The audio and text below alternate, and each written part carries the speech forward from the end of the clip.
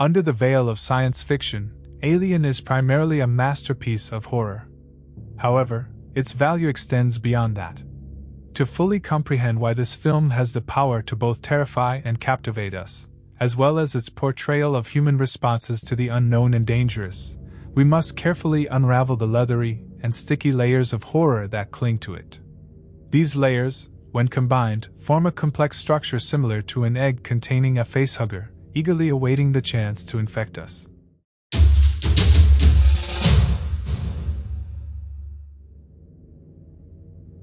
The video contains spoilers from Alien. The crew of the ship Nostromo, awoken by a mysterious distress signal, veer off their course and land on an unknown planet. As a result, an alien life form infiltrates the ship. It is unknown what it is, what it wants, or even what it looks like, but one thing is certain from the very beginning: the alien must kill to live. A fight for survival begins. Layer 1 Visuals. In one of the scenes, the ship's engineer, Brett, searches the ship and enters a hangar where water drips between ringing, heavy chains hanging from the ceiling. With each step Brett takes, the image gets darker. The camera moves very slowly, occasionally showing the protagonist's face up close, allowing the viewer to see that he is drenched in sweat, almost slippery. When Brett lifts the skin shed by the xenomorph earlier, it becomes apparent that the entire ship around him is also wet. Water condenses on the walls, the floor, and the ceiling. Brett steps into a cool stream, and moments later, he discovers a frightened cat. Behind the protagonist, the alien appears, and seconds later, Brett screams in agony, becoming the first victim. In this sequence, we also see the fully developed alien for the first time, even though this scene appears halfway through the film.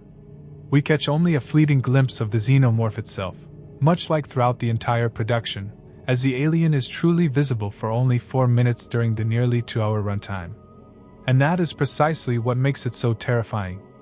All the visual techniques employed in the film serve to build tension in the viewer, creating an almost anticipatory state for the predator's appearance. The darkness and the previously mentioned stickiness and humidity are associated with danger, mystery, and evoke something animalistic and primal.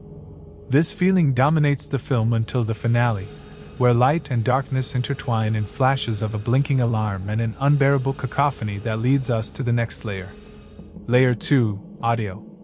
If we fear the unknown, hearing something that we cannot see can intensify those feelings multiple times over.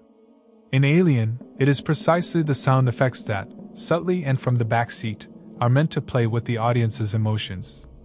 As director Ridley Scott comments on the scene where Brett enters the hangar in the Alien Legacy DVD commentary, "And you hear the sound, yet that sounds organic again. Now that sound, I think, is a pulse. Now this is a combination of pieces of equipment of an existing equipment tank tracks with some shell casings, and there you have the pulse, which may be very, very pullback heartbeat, just like the increasingly rapid beeping of the motion tracker, informing Captain Dallas that the alien is approaching him, faster and faster, until the crew hears his scream and then silence follows. The alien knows how to evoke fear through silence, which, since the famous line, "In space, no one can hear you scream," underscores the dualism of fear that guided the creators. This is best shown in the opening sequence when the camera slowly moves through the empty corridors of the Nostromo to reach the bridge, where the computer suddenly comes to life, captivating the viewer with a series of jarring, sudden sounds that can then resonate in silence. And although the visuals and sounds strongly emphasize the thick atmosphere of horror, they are merely layers that conceal what is most crucial and terrifying in Alien: human reactions in the face of fear. Layer 3 People. If there are moments that strip people of their masks, these are certainly crisis situations in which they face fear. Each of the human crew members presents a completely different approach to the situation they find themselves in, starting with Kane, the first officer, who during a rescue mission on the alien ship discovers strange eggs. His curiosity leads him, and the rest of the crew, into proverbial hell. Even when Kane notices movement in the translucent egg, he reports it and leans in to take a closer look. This unhealthy curiosity and lack of caution result in him being impregnated by the facehugger, fulfilling creature's purpose. Similar lack of instinct, as well as compassion and a desire to take action, is presented by Lambert, the navigator, and Arthur Dallas, the captain of the Nostromo, who move Kane onto the ship. It is Ripley who reminds them of quarantine procedures, and she, according to the protocol, makes decisions when higher-ranking crew members are not present. However, Ash, the science officer, opens the hatch, defying Ripley's orders. Ash, as it will be revealed, has his own motivations for his actions.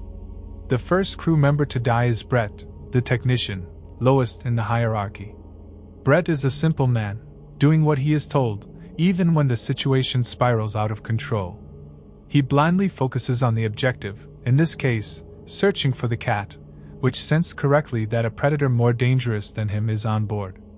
Brett does not notice the alien hanging just above his head, paying for it with his life. The next person to die is Captain Dallas, which shows how Ridley Scott breaks away from the clichés of cinema.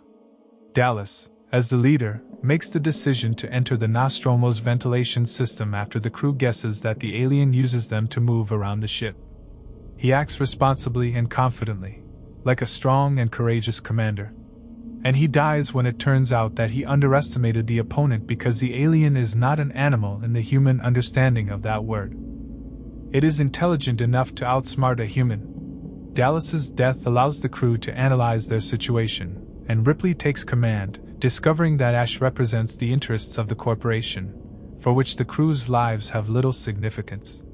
The alien, whatever it is, can be a source of great profits, and Ash is tasked with delivering it to Earth. Ash, who turns out to be not human but an android, devoid of emotions just like the corporation. However, this is not the most important thing. As Ash said about the xenomorph, the perfect organism. Its structural perfection is matched only by its hostility. I admire its purity. A survivor, unclouded by conscience, remorse, or delusions of morality. I can't lie to you about your chances, but you have my sympathies. The underlying conflict driving the plot of Alien unfolds based on the action-reaction dynamic between the xenomorph and the humans. Although they may not think of it in this way, they share the same goal: survival. From the alien's perspective, it finds itself on a spaceship with humans who want to kill it while also serving as its food. Its life is ruled by very basic instincts of kill or be killed, and Ash admires its simplicity, along with its biological adaptability. This dynamic remains unknown for fear-paralyzed Lambert, who dies precisely because she couldn't make an attempt to save herself, nor the resourceful chief engineer, Parker, hiding behind a mask of cynicism driven solely by profit. However, when the danger arises, Parker leaps to Lambert's aid, sacrificing himself in the process. When curiosity leads to hell, planning and courage don't help, pragmatic pursuit of profit and admiration lead to betrayal. Rushing to defend the needy leads to the death of the remaining two crew members.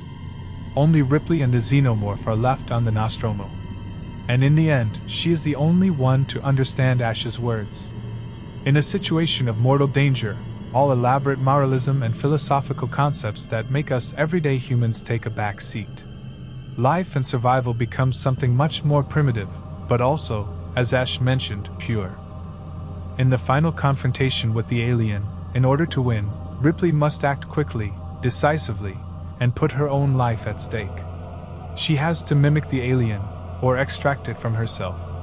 When the xenomorph finds itself with her on the shuttle, in the same room, Ripley puts everything on the line. She suits up and opens the airlock, ultimately incinerating the alien with the ship's thrusters. She achieves victory through survival. That's precisely what Alien is about. Survival is the ultimate victory. Beneath the layers of horror, the film shows that deep within each of us, beneath the masks and ideals, resides a primal being, designed to fight for survival. It reveals that in the face of the unknown, and the threats to our existence, humans, even paralyzed by fear, ultimately have the ability to reach deep within themselves, tapping into primal instincts that drive us to the limits of our capabilities, just to survive for as long as possible. Many thanks to our patrons who allow us to cover more controversial topics. If you don't want to miss any future episodes, please allow notifications.